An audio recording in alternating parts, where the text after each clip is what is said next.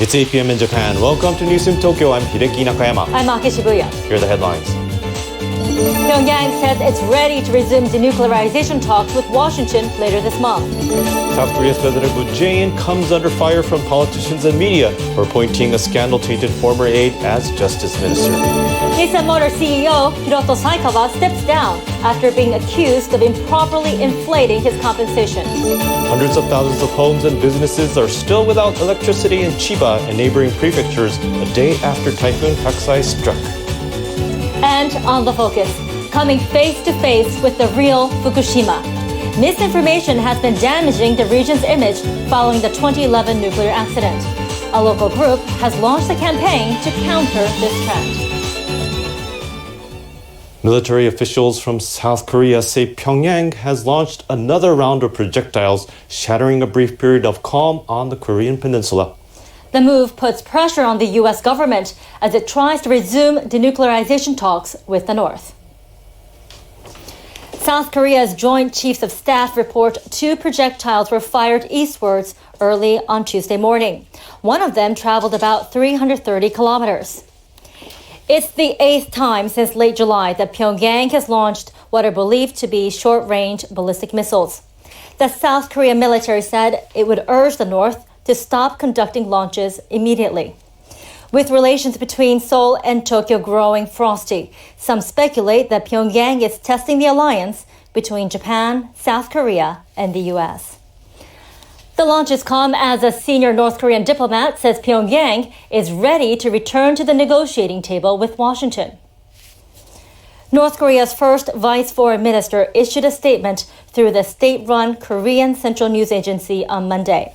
Choi So-ni says the North is willing to have comprehensive discussions with the U.S. later this month at a mutually agreed time and place.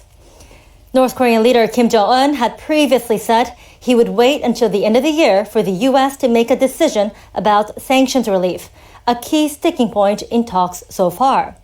Che says she believes Washington has since had enough time to come up with a proposal that's acceptable for both sides.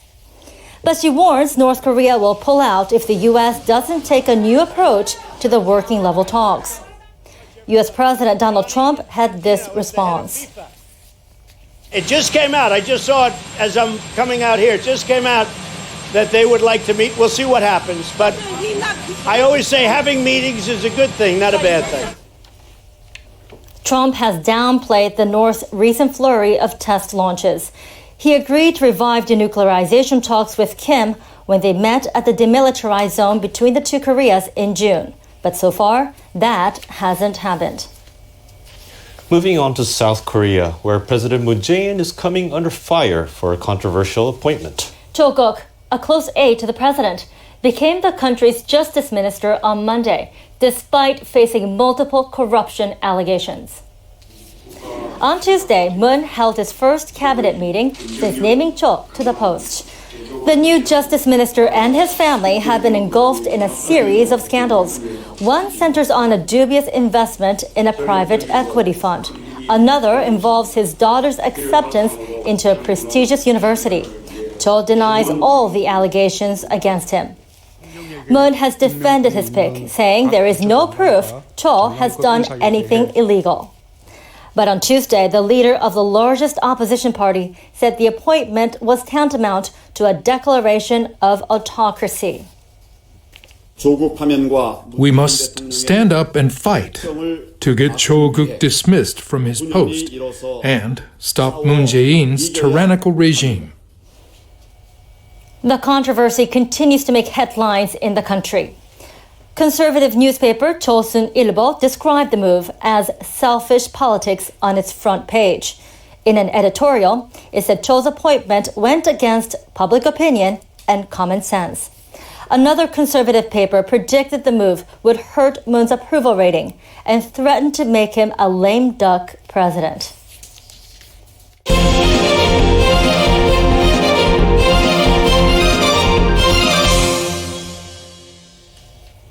Now to the latest in business with Yuko Fukushima. So Yuko, Nissan CEO is stepping down next week. How are the investors reacting to this? They seem to have taken it positively. Nissan stocks has gone up more than 3% today. Investors took it as a sign that corporate governance is working effectively. So Hiroto Saikawa is going, and according to a high-ranking executive at Nissan, he tendered his resignation at the board of directors' request. The executive says Saikawa had lost support both in and outside the company, so it was time to ask him to step down. Saikawa will leave on September 16th. Nissan plans to appoint a successor by the end of October. Calls for him to step down had grown louder since the scandal involving his predecessor, Carlos Ghosn. Saikawa's undoing came after reports he had received more money than he was entitled to through an equity-linked compensation scheme. Saikawa denies any wrongdoing, saying he wasn't aware of the scheme. Saikawa's demise is prompting sharp headlines in France, where media have been critical about the way Ghosn was ousted. Weekly news magazine Le Point writes, quote, "Ghosn's Terminator is getting a taste of his own medicine." Saikawa recognizes that Nissan faces many challenges, but he remains confident about the company's future. We're making gradual progress. I think the next administration will get the job done, and I have to take responsibility for all of this. One pressing issue for Nissan is how to mend ties with French automaker Renault. Relations between the two have remained frosty since Ghosn's arrest. Nissan is also struggling to turn around its business. The company recently announced it will cut more than 10,000 employees worldwide. A major trade deal between Japan and the United States is almost ready to be signed. That's the signal sent by two senior members of the Trump administration, meaning the leaders of both countries could close the deal later this month in New York. President Donald Trump and Prime Minister Shinzo Abe reached a broad agreement in August with a view to signing it at the UN General Assembly. The agreement covers U.S. beef and pork, as well as Japanese manufactured goods. Treasury Secretary Steven Mnuchin told reporters on Monday negotiations are going well. I think they have the deal pretty much worked out, and I think they expect to have a formal closing of it very soon. So I don't see any problems on the horizon. Secretary of State Mike Pompeo tweeted, "Thanks to President Trump, consensus has been reached on agricultural, digital, and industrial issues." He added he's looking forward to the deal being finalized at the UN. Neither official specified whether the Trump administration intends to impose additional tariffs on Japanese vehicles. The U.S. president has left the possibility open.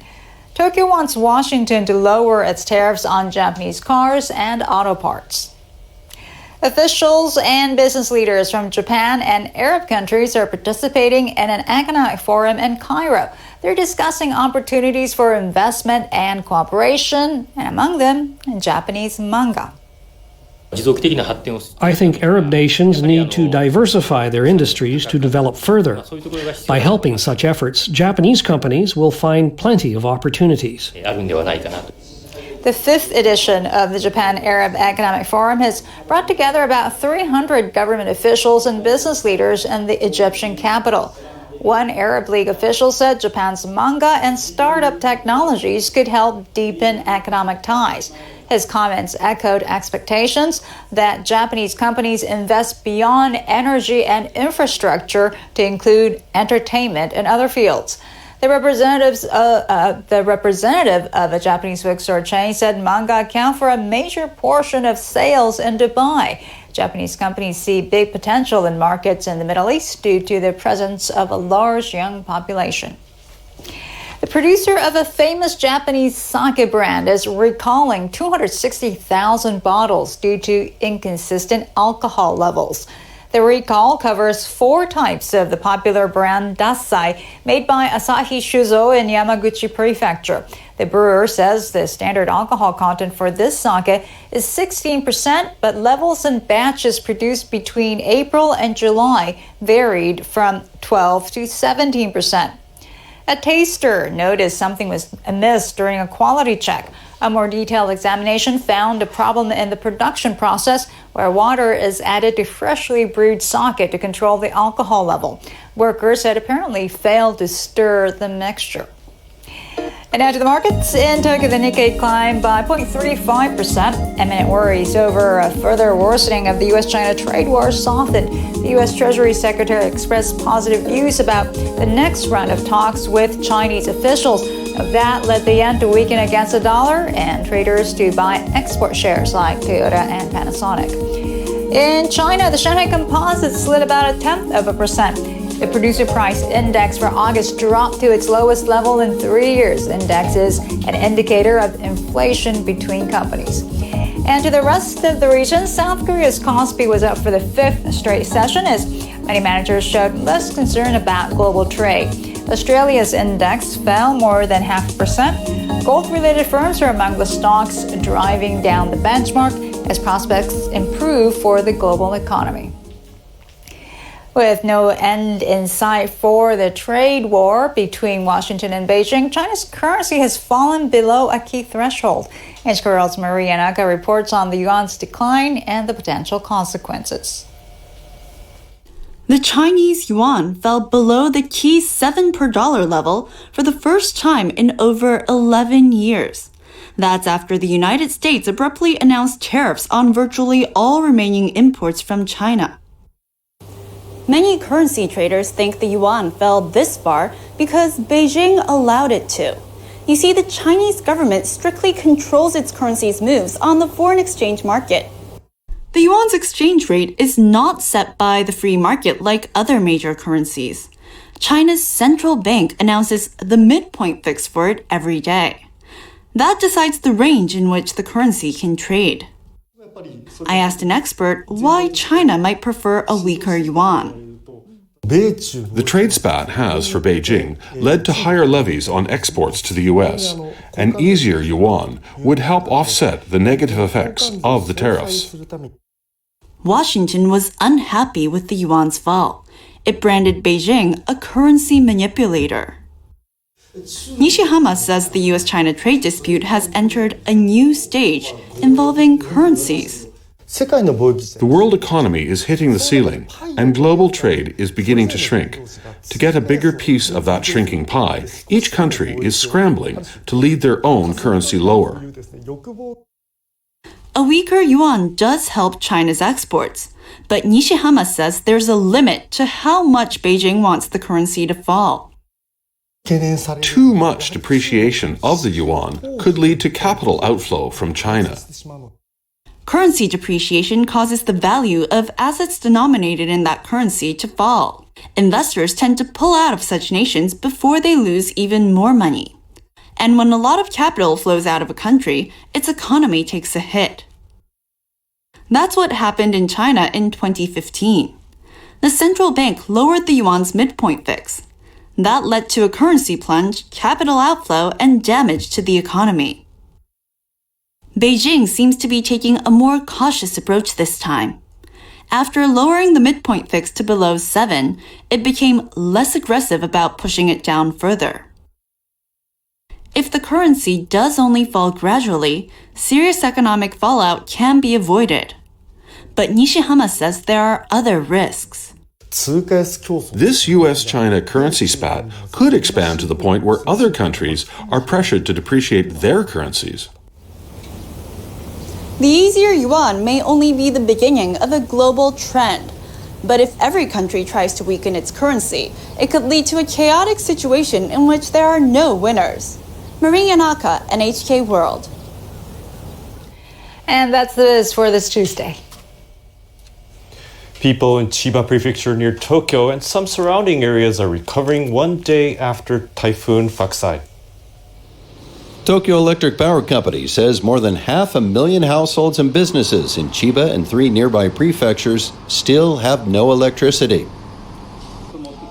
TEPCO is working with other companies to mobilize around 250 power supply units. They'll be placed in city halls, hospitals, and shelters, mainly in Chiba, where the outage is severe. I've instructed the Tokyo Electric Power Company to keep people updated through social networks about the restoration of power and facilities where air conditioners are available. I will work toward a full recovery as soon as possible. SECO said at least 330,000 of the households would see power restored by the end of Tuesday. The minister said the remainder will have to wait until at least Wednesday for utility poles and cables to be repaired. TEPCO says it will work throughout the night to restore supply within Wednesday. Transport links to Narita Airport near Tokyo were close to being fully restored after about 17,000 people were stranded. Travelers were unable to leave the airport in Chiba Prefecture on Monday as rail and bus services to Tokyo were suspended. Airport officials distributed sleeping bags, water, and snacks for people stranded overnight, and also set up charging stations for mobile phones. So, typhoon, what can you do? Just get away for a train till the morning. No more trains till the morning. I spent the night sleeping on a cardboard box. Trains were running again on Tuesday morning. Bus companies are also resuming their services after officials reopened expressways. While life is slowly getting back to normal, the transport disruption caused by the typhoon is casting a spotlight on what businesses should do when their employees can't make it into work. NHK World's Mami Mochizuki explains.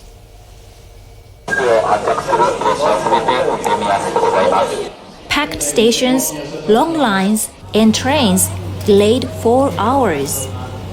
This was the situation facing millions of commuters in and around Tokyo Monday morning. This, despite railway operators announcing the day before that some services would be suspended due to heavy rain and record-breaking winds. We have work. We've been in line for about an hour. I called my office to tell them I don't know when I can get there, but I must get to work by any means. It's a common mentality among Japanese workers. Get to work no matter the circumstances. Some people we spoke to said their commute took them up to 3 times longer than it usually does.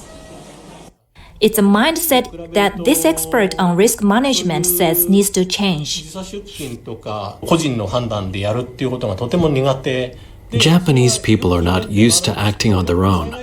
This can be an asset, but becomes a weak point in certain situations. If the company tells employees to judge it by themselves, employees can feel they are unable to do it because they didn't get permission. But Nakazawa says it's a shift that requires collaboration and it needs to be initiated by management. It's impossible to establish the best rule right away, so they should try many options. What's important is to improve through trial and error. Some companies are already getting on board. The night before the typhoon, snack maker Calbee sent an email urging employees to either work from home, take paid leave, or only come once it's safe. I arrived later than usual because I knew it would be very crowded. I'm really thankful because I didn't have to feel stressed out. Experts say the benefits of flexible work schedules stretches beyond natural disasters. And with the 2020 Olympics expected to put a strain on Tokyo's train system, the need for change is likely needed sooner rather than later. Mami Mochizuki, NHK World, Tokyo.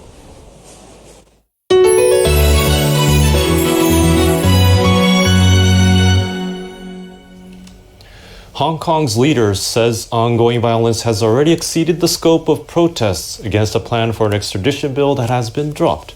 Rosalind Dubavalia in Bangkok has the details.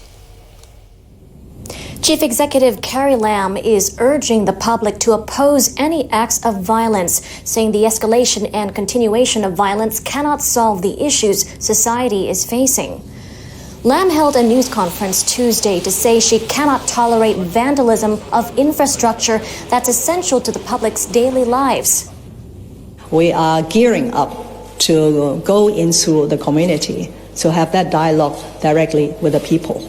But I make the further appeal here that the first priority in order to achieve the objective of bringing peace and order to Hong Kong is for all of us, all people of Hong Kong, to say no to violence. Demonstrations show no sign of letting up, even after Lam announced last week that the extradition bill would be withdrawn. It would have allowed suspects to be sent to mainland China for trial. A claim circulating on social media says police efforts to disperse crowds left several protesters dead, and that has sparked public anger. Authorities say the claim is totally false. Lam is calling on the public not to be misled by what she calls fake information. Here in Thailand, authorities are battling flooding that's continued since the end of last month. At least 28 people are dead and over 16,000 have been displaced. It's the worst flooding in almost 2 decades in the northeastern province of Ubon Ratchathani. Riverbanks there overflowed, damaging a large number of houses and farms. Prime Minister Prayut Chan-o-cha visited affected areas on Monday and stressed that the government needs to take immediate action. All agencies have been told to check whether special relief measures can be rolled out above what is already decided. The Meteorological Department is urging people in affected areas to remain on high alert as more rain is forecast for later this week. An award-winning Filipino journalist says freedom of speech is under threat in Southeast Asia. He issued the warning as reporters in his own country face serious challenges. NHK World Special Affairs commentator Aiko Doden sat down with him to discuss the situation. Manuel Mogato is a known face in journalism. For over 30 years, he's covered the rise and fall of president in his country. And recently he's been zeroing in on Rodrigo Duterte. Mogato is concerned that populist leaders are putting pressure on the region's democracies. We've seen freedom of information marching backwards in the Philippines. Well, the situation is like in Cambodia, in Singapore, or in anywhere in the region, that it is very difficult to criticize the government. Even if you make constructive suggestion or criticism, sometimes the leaders who are now in power do not take it lightly. In the Philippines, Duterte has lashed out at media outlets critical of the government's deadly war on drugs. Last year, the prominent co-founder of an independent news site, Rappler, was arrested. Since Duterte took office in 2016, the government says 5,425 suspects have been killed in anti-drug operations, but media and human rights groups say the figure is actually much higher. Last year, Mogato and the team he was working with at Reuters were awarded the Pulitzer Prize for a series of investigative reports that exposed the true scale of the killings.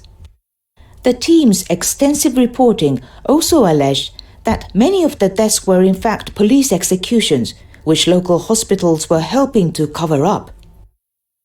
Even though Mogato has faced serious security threats himself, he does not sway from defending what he stands for.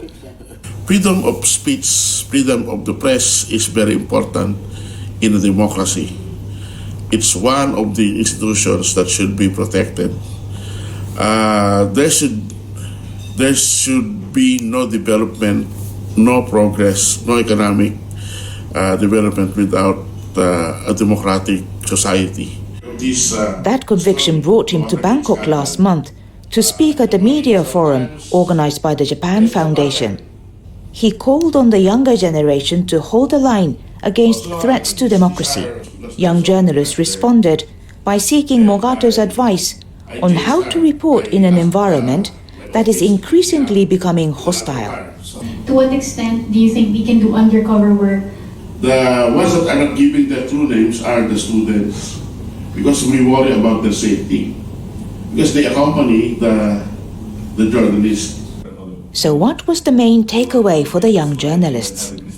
Our renewed commitment to the job, because you can see how essentialized journalism is in these times when ASEAN is full of populist and strongman leaders. So the more we need journalists to do their jobs. So you're not going to give up? No. The pen is mightier than the sword. Mogato's work is proving that old proverb still holds true in the age of digital media, and these young journalists are keen to take up the fight. Aiko Doden, NHK World, Bangkok. And that wraps up our bulletin. I'm Rosalind de Bavalia in Bangkok.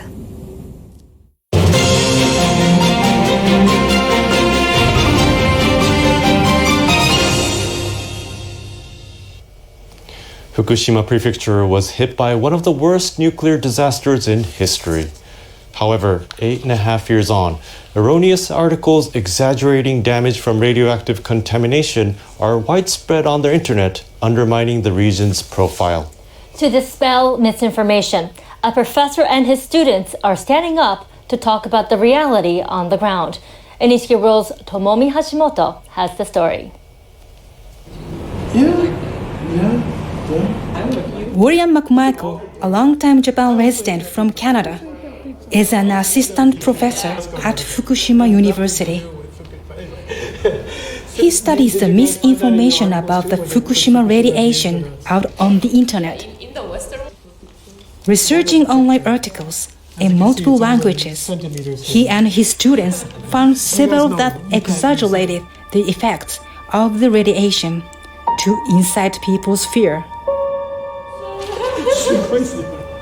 Japan is killing the earth with radiation.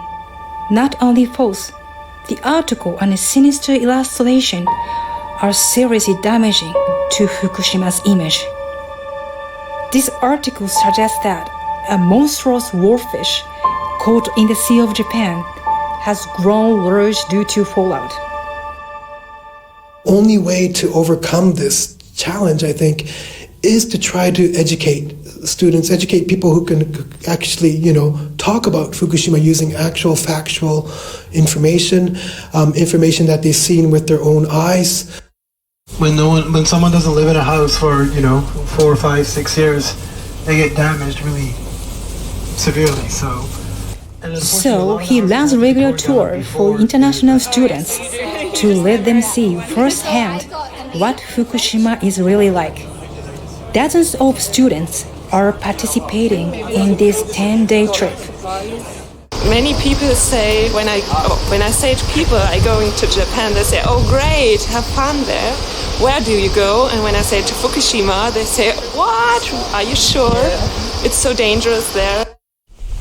This location is about 6 kilometers from the nuclear plant. The area beyond the barricade still has relatively high levels of radiation and is off limits without permission.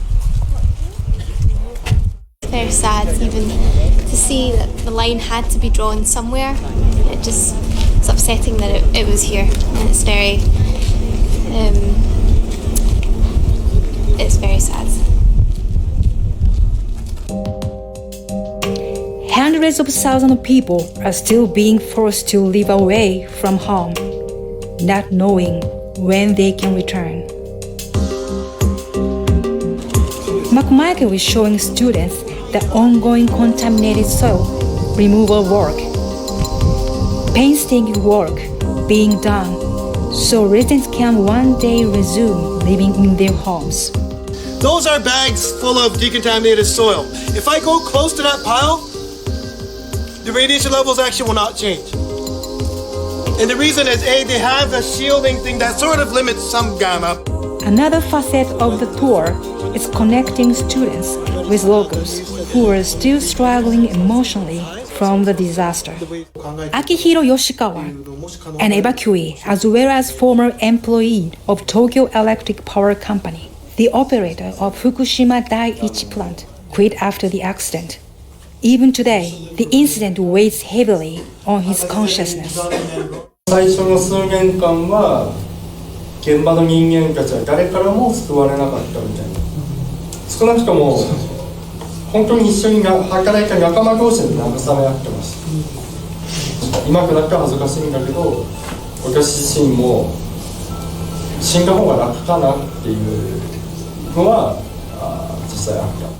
Get a feeling of how it is like to be partly responsible and be partly victim at the same time, and I think that was great as well. But I found it hard to listen to what he had to say, but it's definitely harder for him. McMichael also shows students how communities are committed to rebranding as well as rebuilding. A prefectural agricultural institute strictly monitors and publicly releases radiation levels of farm produce shipped from the region. Only safe products are distributed. Many Fukushima farmers are still struggling to win consumer confidence, and the students see firsthand how producers are working hard to dispel unfounded rumors.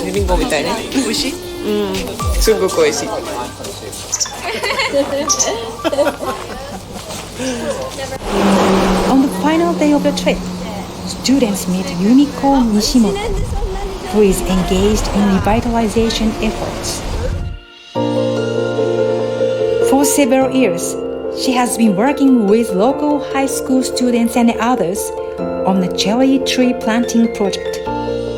They've planted more than 10,000 trees along a main artery that runs through areas affected by the nuclear accident.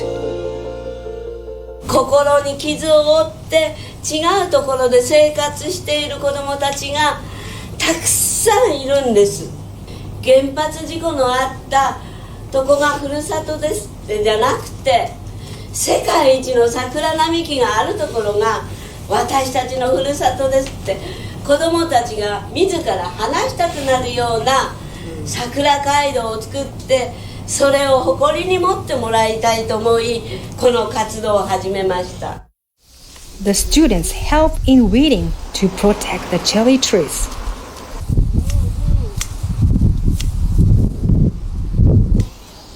People that support a tree through donation get to leave a message. It says they're planting this tree to celebrate the birth of their grandson. Fukushima's beautiful, but the dream of kids playing in Iwaki seas have become a little far away now because of the accidents. But they wish that the grandkids will come to Fukushima to see this tree. A student stops by Nishimoto's office after the trip. The exchange students have all pitched together and raised some money for the Sakura project. OK みんなで募ったってやつ。メッセージ書いた？ Did you write a message? Yeah. One of the exchange students wrote this in Japanese, which means, "We promise to spread the story of the people of Fukushima across the world." I came here pretty much blind to the real Fukushima, and I've learned so much and met so many people really connected emotionally to it. I was just so surprised by how much resilience people have and just how motivated they are to regenerate the area. I do feel like it's our responsibility to share what we learned, no matter what. Even if it's one person, even if it's 100 people, it will still make a difference. It's really amazing to see how much they've changed and how much potential they see in Fukushima, because that's what I see here too. And that's the message that I wanted to get through, and it really gives me a lot of hope and courage going forward. Many students have been contacted by people back home, saying they want to learn more about Fukushima. McMichael is determined to keep up his programs to teach more young people about the real Fukushima. Tomomi Hashimoto, NHK World. It's great to see the students taking matters into their own hands. Yes, ganbatte. Yes. And even some are reaching out through SNS with a page called Our Fukushima to deliver factual information on safety with videos and photos. They also share items on the local cultural scene.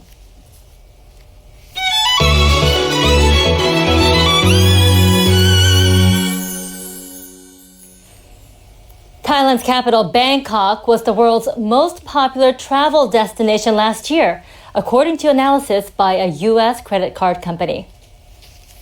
MasterCard ranked 200 cities worldwide based on the number of visitors and spending last year in its annual Global Destination Cities Index. Bangkok topped the list for the fourth year in a row with 22.78 million international visitors who stayed at least one night. Paris and London were second and third, both clearing 19 million. Tokyo came ninth with around 13 million foreign travelers. Dubai ranked top for spending at $30.82 billion. Tokyo was eighth with $13.77 billion. MasterCard says a growing number of people want to travel and immerse themselves in other cultures. The company's forecast for 2019 indicates Tokyo will see a more than 10% increase in visitor numbers, the highest out of the top 20 cities.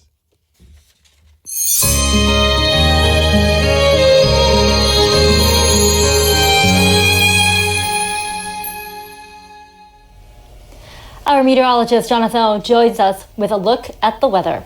Hello, Jonathan. Hello. So we had another hot day today, but there are also concerns for heat-related illnesses since 500,000 people were without power all day.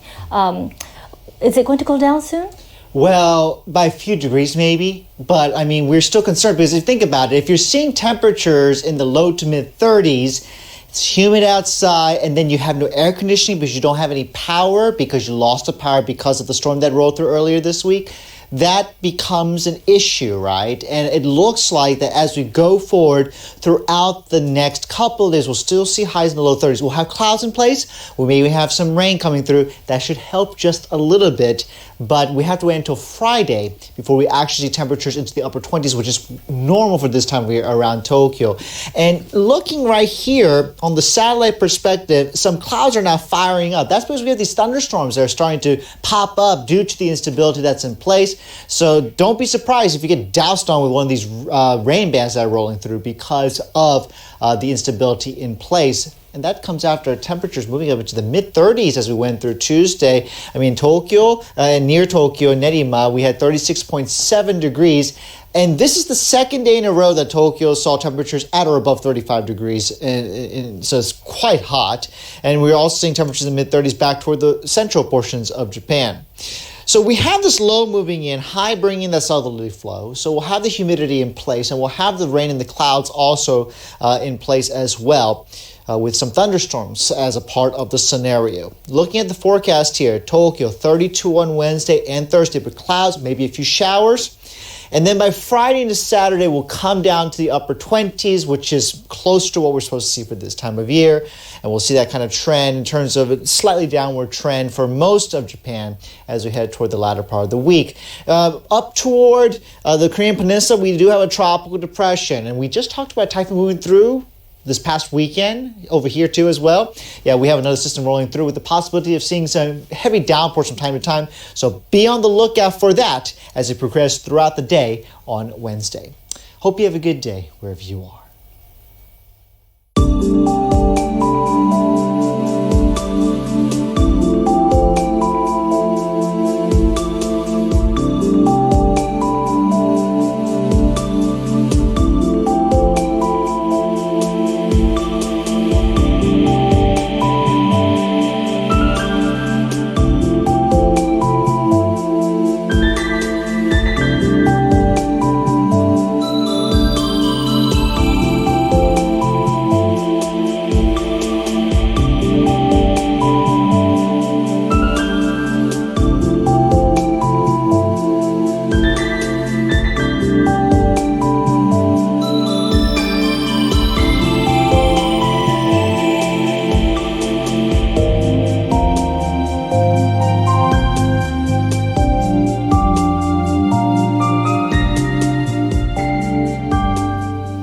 If you missed any of our stories, you can catch this program on our website. And that's it for today's Newsroom Tokyo. I'm Hideki Nakayama. I'm Aoki Shibuya. You're watching NHK World Japan. Stay with us.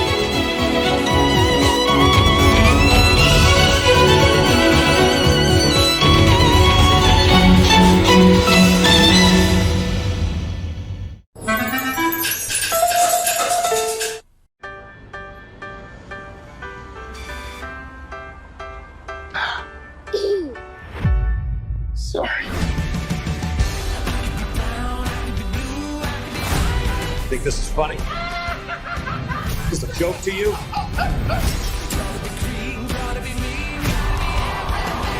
It's so awful, isn't it?